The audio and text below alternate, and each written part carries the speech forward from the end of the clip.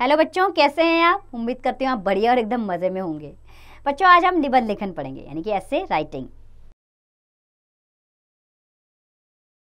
बच्चों, निबंध का अर्थ है बंधा हुआ। अपने मन के भावों या विचारों को नियंत्रित ढंग से लिखना निबंध कहलाता है। निबंध लिखते समय भाव सामग्री को सुंदर ढंग से प्रस्तुत करना चाहिए। इसकी भाषा सरल, सरस व रोचक होनी चाहिए। निबंध लिखते समय दिए गए विषय के सभी पक्षों पर क्रमानुसार प्रकाश डालना चाहिए। इसकी भाषा प्रभावमयी होनी चाहिए। हाँ, निबंध लेखन के संबंध में आप ध्यान रखने वाली बातें जान लें। जैसे कि सबसे पहले विषय पर विचार करके उसे मन में बैठा लेना चाहिए। इससे प्रभावपूर्ण बनाने के लिए छोटे छोटे वाक्यों का प्रयोग करना चाहिए। भाषा सरल, सरल व सुबोध होनी चाहिए। इसकी शैली रोचक होनी चाहिए जो पढ़ने वाले पर प्रभाव डाल सके। इसकी भाषा में विराम चिन्हों का समुचित प्रयोग करना चाहिए। मुहावरों के प्रयोग से भी निबंध सशक्त बनता है। इससे निबंध की भाषा शैली में निखार आता है। बच्चों, आदर्श निबंध के मुख्य रूप से 3 भाग होते हैं। पहला है आरंभ यानी भूमिका, दूसरा है मध्य भाग यानी कलेवर, और तीसरा होता है उपसंहार यानी निष्कर्ष। तो सबसे पहला होता है आरंभ, भूमिका। तो निबंध की शुरुआत भूमिका या प्रस्तावना से ही होनी चाहिए। इसे अधिक विस्तार नहीं देना चाहिए। इसे लिखते समय दिए गए विषय से नहीं हटना चाहिए। और दूसरा है मध्य भाग। इस भाग में दिए गए विषय के सभी पहलुओं पर विचार करना चाहिए। विषय से संबंधित सभी बिंदुओं का क्रमानुसार वर्णन इसी भाग के अंतर्गत आता है। छोटे छोटे वाक्यों में विषय के बिंदुओं को पिरोना चाहिए ताकि निबंध का प्रभाव बना रहे। यह निबंध का विस्तार वाला भाग है। और तीसरा है उपसंहार। इस भाग में निबंध का सार तथा निष्कर्ष लिखना चाहिए। इसे अधिक विस्तार नहीं देना चाहिए। आइए विविध विषयों पर दिए गए निबंधों को पढ़ें और लिखने का अभ्यास करते हैं। तो निबंध लेखन के लिए हमारा पहला विषय है राष्ट्रपति महात्मा। तो निबंध लेखन के लिए हमारा पहला विषय है राष्ट्रपति महात्मा गांधी। महात्मा गांधी जी का जन्म 2 अक्टूबर 1869 को गुजरात स्थित काठियावाड़ के राजकोट नामक स्थान में हुआ था। इनकी माता का नाम पुतलीबाई और पिता का नाम करमचंद गांधी था। वे राजकोट रियासत के दीवान थे। गांधी जी का पूरा नाम मोहनदास करमचंद गांधी था। उनकी प्रारंभिक शिक्षा पोरबंदर में हुई। उन पर अपनी माता के धार्मिक विचारों का बड़ा प्रभाव पड़ा। 13 वर्ष की आयु में उनका विवाह कस्तूरबा से हो गया। सन 1888 ईस्वी में मोहनदास बैरिस्ट्री पढ़ने के लिए इंग्लैंड चले गए। 3 वर्ष बाद वे भारत लौटे। पहले उन्होंने वकालत आरंभ की। उन्हीं दिनों उन्हें दक्षिण अफ्रीका जाना पड़ा। वहाँ भारतीयों की दुर्दशा देखकर वे चुप न रह सके। वहाँ भारतीयों को कुली कहा जाता था। उन्होंने गोरी शासक जाति के विरुद्ध अहिंसात्मक सत्याग्रह छेड़ दिया। इससे अफ्रीका में प्रवासी भारतीयों में सम्मान की भावना जागृत हुई।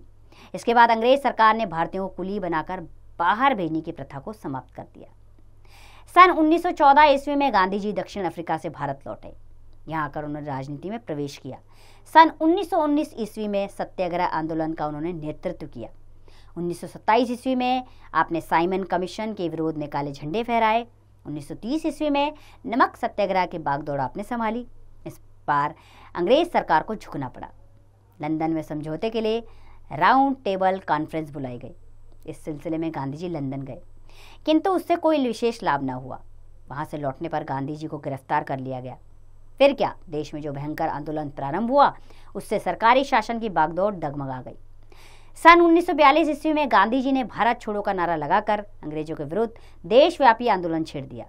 दूसरी ओर नेता सुभाष चंद्र बोस द्वारा संगठित आजाद हिंद सेना की गतिविधियों के कारण समस्त भारत में प्रबल राजनीतिक चेतना जाग उठी थी। अंग्रेजों ने इस आंदोलन को दबाने की भरकस कोशिश की, लेकिन वे शीघ्र ही समझ गए कि अब भारतीयों पर शासन करना लोहे के चने चबाने के समान होगा। अब उन्होंने भारत छोड़ने में ही अपना कल्याण समझा। इसके फलस्वरूप 15 अगस्त 1947 ईस्वी को भारत आजाद हुआ। भारत स्वाधीन राष्ट्र घोषित हो गया। इतिहास में यह बात स्वर्णाक्षरों में लिखी जाएगी कि महात्मा गांधी ने बिना अस्त्र शस्त्र के देश को नव जीवन सौंपा। उन्हीं के त्याग, तपस्या और बलिदान से भारत स्वाधीन राष्ट्र बन गया। 30 जनवरी 1948 को नाथूराम गोडसे नामक एक सिरफिरे युवक ने प्रार्थना सभा के समय बिलरा भवन में इस महामानव की गोली मारकर हत्या कर दी। मरते समय उनके मुंह से निकला, हे राम। उनकी मृत्यु पर देश भर में शोक छा गया।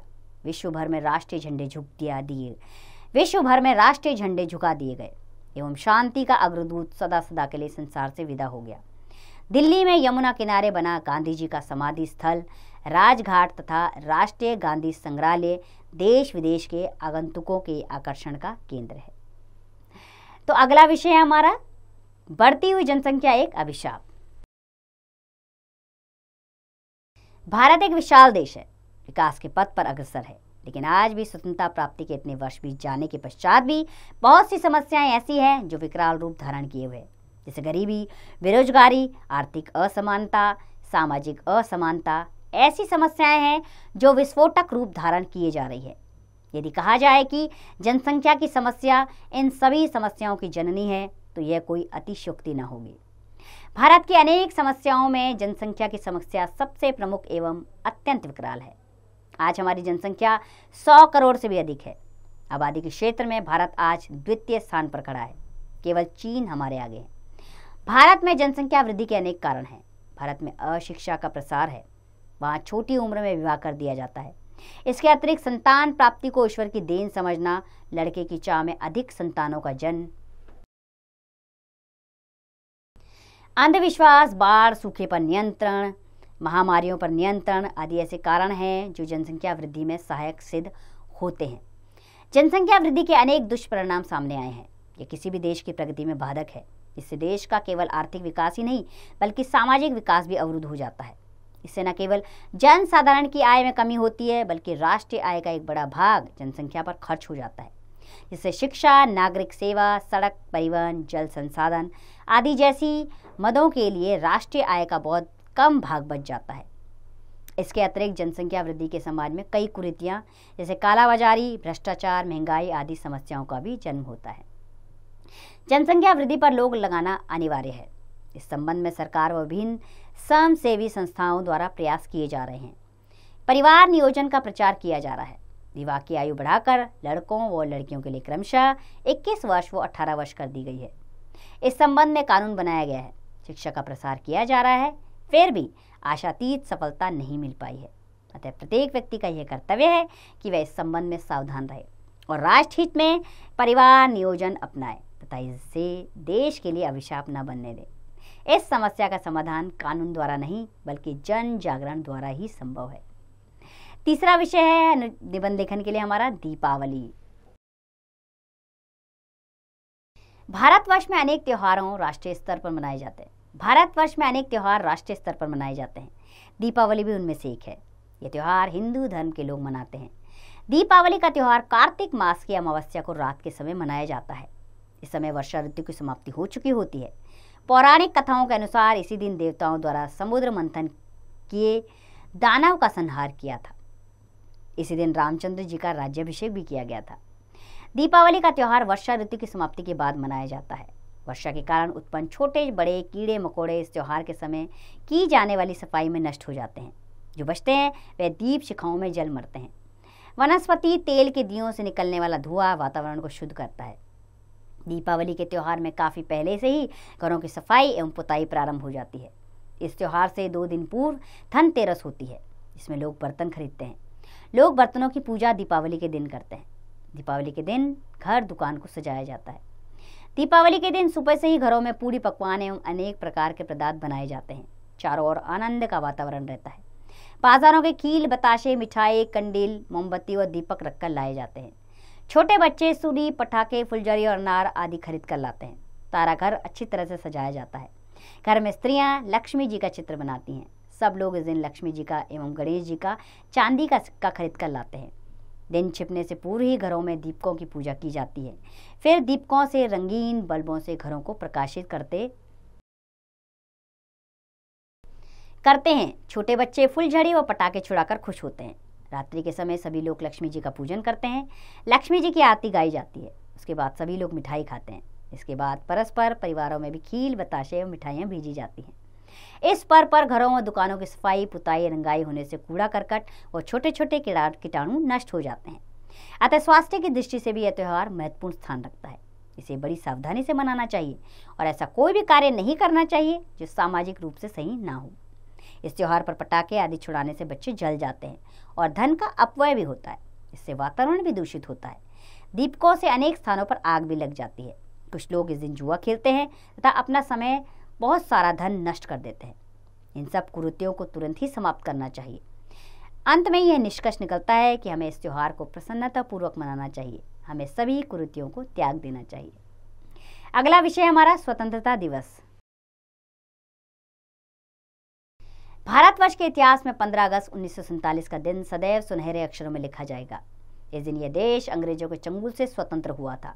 भारतीय समाज के लिए दुखों की काल रात्रि समाप्त हो गई थी। एक स्वर्णिम प्रभात आ गया था। सबने शांति एवं सुख की सांस ली थी। स्वतंत्रता दिवस हमारा सबसे महत्वपूर्ण तथा प्रसन्नता का त्योहार है। अतः यह दिवस संपूर्ण देश में बड़े हर्ष एवं उल्लास के साथ मनाया जाता है। भारतीयों के हृदय में स्वतंत्रता प्राप्त करने की भावना जागती रही है।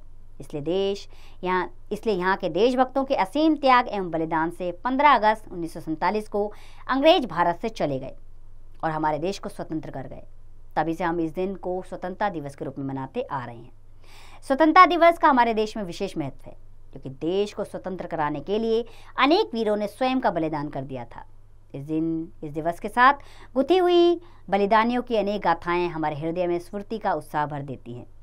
लोकमान्य तिलक का यह उद्घोष स्वतंत्रता हमारा जन्मसिद्ध अधिकार है हमारे हृदय में हिलोरे उत्पन्न कर देता है। पंजाब केसरी लाला लाजपत राय ने अपने खून से स्वतंत्रता की देवी का तिलक किया था।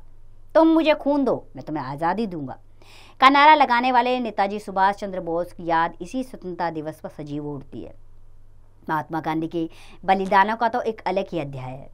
उन्होंने विदेशियों अर्थात अंग्रेजों का अहिंसा के शस्त्र से मुकाबला किया और देश में बिना खून बहाए क्रांति उत्पन्न कर दी। महात्मा गांधी की अहिंसा, सत्य एवं त्याग के सामने अत्याचारी अंग्रेजों को पराजय का मुंह देखना पड़ा। 18 वर्ष निरंतर प्रयत्न करते करते 15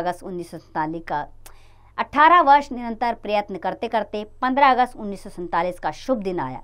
अंततः स्वतंत्रता दिवस का एक विशेष महत्व है। 15 अगस्त का समारोह बड़े उत्साह के साथ मनाया जाता है। नर नारी, बच्चों, बूढ़ों सभी के हृदय में उमंग की लहर दौड़ पड़ती है। प्रभात होते ही बच्चों और युवकों की टोलियां तिरंगे झंडे लेकर प्रभात फेरी के लिए निकल पड़ती है। भारत माता की जय, सुभाष चंद्र बोस, महात्मा गांधी आदि की जय के गगनभेदी नारों से आकाश गूंज उठता है। सूर्योदय के समय में राजकीय तथा व्यक्तिगत संस्थाओं पर राष्ट्रीय नेताओं द्वारा ध्वजारोहण किया जाता है तथा राष्ट्रीय गान गाया जाता है। बच्चों को मिठाइयाँ वितरित की जाती हैं। तत्पश्चात खेल कूद का आयोजन होता है। सांस्कृतिक कार्यक्रमों के माध्यम से शहीदों का स्मरण किया जाता है, जिन्होंने देश पर अपने प्राणों को न्यौछावर कर दिया। रेडियो तथा टेलीविजन द्वारा राष्ट्रभक्ति के कार्यक्रम प्रसारित किए जाते हैं। सचमुच 15 अगस्त हमारे लिए गौरव का दिवस है। बड़ी कठिन साधना के पश्चात ही हमें यह दिन देखने का सौभाग्य प्राप्त हुआ है। हमारे यहाँ पुनीत कर्तव्य है कि हम अपनी स्वतंत्रता की रक्षा करें। इस स्वतंत्रता को प्राप्त करने के लिए न जाने कितनी माताओं की गोद सुनी हुई, न जाने कितनी ललनाओं का सुहाग सिंदूर लूटा।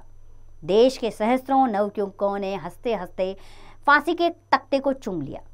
अतः जिन लोगों ने स्वतंत्रता को रूपी पौधे का बीज रोपण किया, उन्हें सदा स्मरण रखना चाहिए।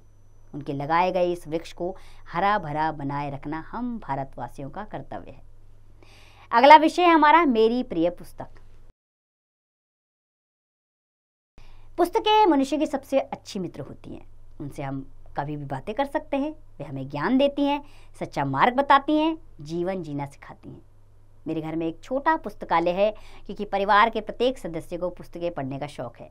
मुझे भी इन्हें देखकर ही पुस्तकों में रुचि हुई। मैंने अनेक पुस्तकें पढ़ ली हैं। उनमें जीवनियाँ, वैज्ञानिकों का परिचय, कहानियाँ, उपन्यास, नाटक आदि है। परंतु मुझे जो पुस्तक सबसे अच्छी लगी वह महात्मा गांधी की आत्मकथा सत्य के साथ मेरे प्रयोग। यह पुस्तक मुझे सबसे अधिक प्रिय है। प्रिय लगने का कारण, सबसे बड़ा कारण यह है कि इसमें गांधी जी ने अपने जीवन की कमजोरी को भी नहीं छिपाया है। हम सब मनुष्य हैं। मनुष्य में कुछ अच्छाइयाँ होती हैं तो कुछ कमियाँ भी होती हैं। हम अपनी बुराइयों की चर्चा नहीं करते और अच्छाइयों के लिए अपने मुंह मियाँ बिट्ठू बनते हैं।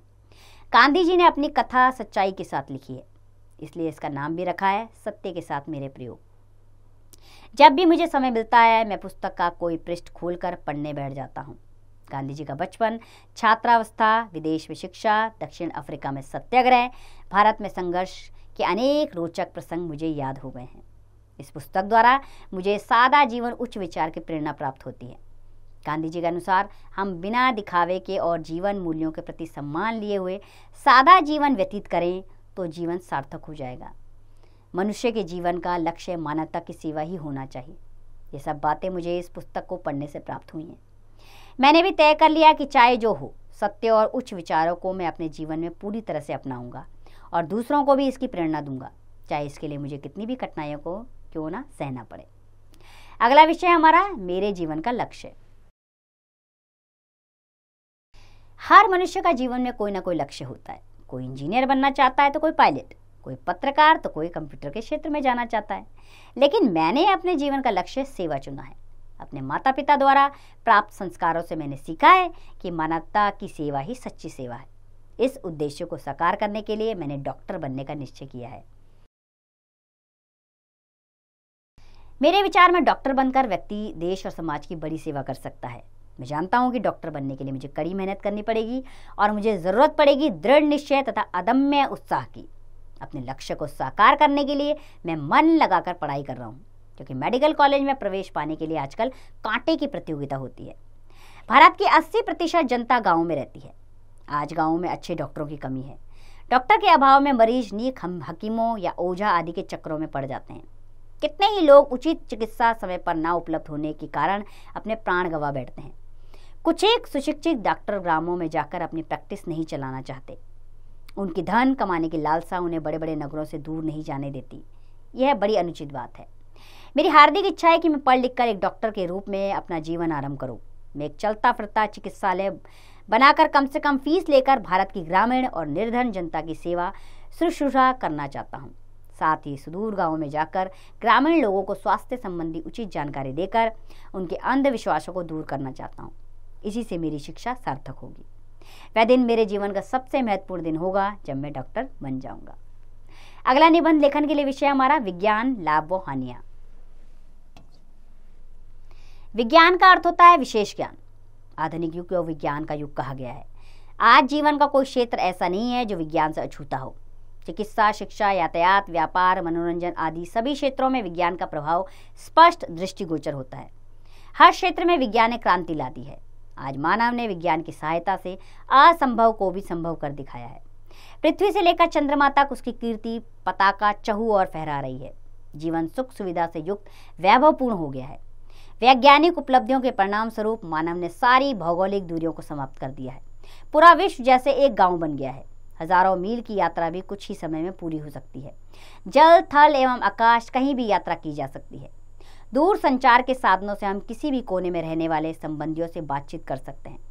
आज अंतरिक्ष यानों की मदद से मनुष्य चांद पर भी हो आया है।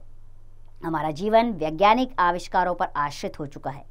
चाहे बटन दबाकर रोशनी करनी हो, चिलचिलाती धूप में ठंडा पानी पीना हो, कंप्यूटर से पूरी दुनिया से जुड़ जाना हो, या टेलीफोन व टेलीविजन द्वारा नवीन घटनाओं की जानकारी प्राप्त करनी हो, या कुछ और, अपने कमरे में बैठे बैठे हम विश्व के किसी भी भाग में होने वाले मैच को टेलीविजन में देख सकते हैं। इंटरनेट द्वारा हम कुछ ही पलों में किसी भी विषय की जानकारी प्राप्त कर सकते हैं।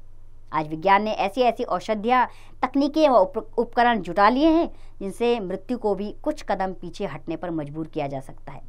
इनके अतिरिक्त भी विज्ञान के क्षेत्र में आए दिन कोई ना कोई आविष्कार होता ही रहता है। आज कई असाध्य रोगों का इलाज संभव है। आज हृदय, गुर्दे, नेत्र का प्रत्यारोपण संभव है और कितने ही लोग आज इसके कारण जी पा रहे हैं।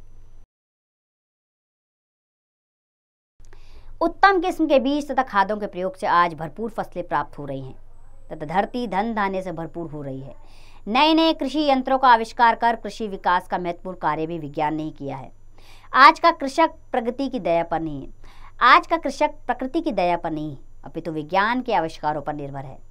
कहते हैं हर वस्तु के लाभ भी है और हानियां भी। बिजली हमारी आज्ञाकारी सेवक तो है। विज्ञान की मदद से कई घातक हथियार बनाए गए हैं। द्वितीय विश्व युद्ध में अणु बम ने जापान में जो विनाश लीला की थी उसकी याद आज भी ताज़ा है। कुछ देशों में रासायनिक हथियार भी बनाए जा रहे हैं तो कुछ ही पलों में सैकड़ों लोगों की जान ले सकते हैं। आज के समय में प्रदूषण एक भीषण समस्या बन गया है। हवा, पानी और मिट्टी दूषित हो चुके हैं, जिसके कारण रोगों की संख्या दिन प्रतिदिन बढ़ती जा रही है। लेकिन इसमें विज्ञान का दोष नहीं है। यह तो हम पर निर्भर करता है कि हम विज्ञान को कैसे प्रयोग में लाते हैं। इसका सदुपयोग करके हम चाहे तो पृथ्वी को स्वर्ग बना सकते हैं अथवा दुरुपयोग करके मानव जाति का नामो निशान मिटा सकते हैं। हमारा अगला विषय है गणतंत्र दिवस। गणतंत्र दिवस हमारा राष्ट्रीय त्योहार है। यह प्रतिवर्ष, अरे क्या हुआ? अच्छा, गणतंत्र दिवस तो ऊपर है।